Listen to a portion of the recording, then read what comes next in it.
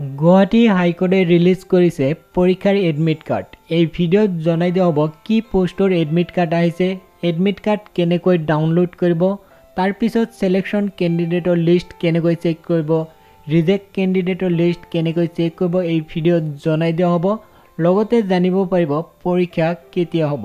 প্ৰথমতে জানি লওক কি পোস্টৰ এডমিট কাৰ্ড আহিছে। ইয়াতে চাই লওক পোস্টৰ নাম আছিল গ্ৰেড 3 আসাম জুডিচিয়েল সাৰ্ভিস।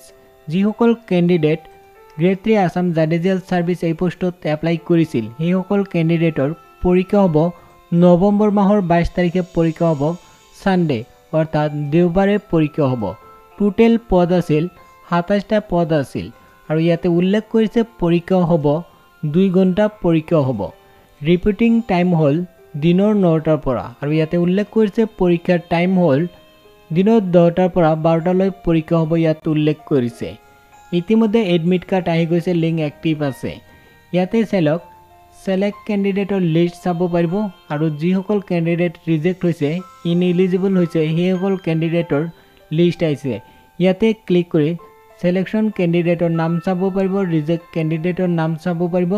তাৰ পিছত ইয়াতে ক্লিক কৰি এডমিট কাৰ্ড ডাউনলোড কৰিব পাৰিব। এডমিট কাৰ্ড ডাউনলোড কৰিবলৈ ইয়াতে ৰোল নম্বৰ এন্টাৰ কৰিব লাগিব, তাৰ পিছত ডেট অফ বাৰ্থ অৰ্থাৎ জন্ম তাৰিখ এন্টাৰ কৰি তাৰ পিছত ইয়াতে ক্যাপচা ফিল আপ কৰি সাৰ্চ কৰিলে হ'ল। তাৰ পিছত এডমিট কাৰ্ড আহি যাব, তাৰ পিছত ডাউনলোড কৰি প্ৰিন্ট আউট কৰিব পাৰিব।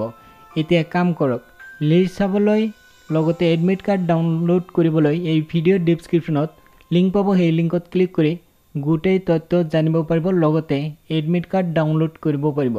আপোনালোকৰ সুবিধাৰ বাবে মই ভিডিও ডেসক্ৰিপশনত লিংক দিছোঁ, এতিয়াই চেক কৰক।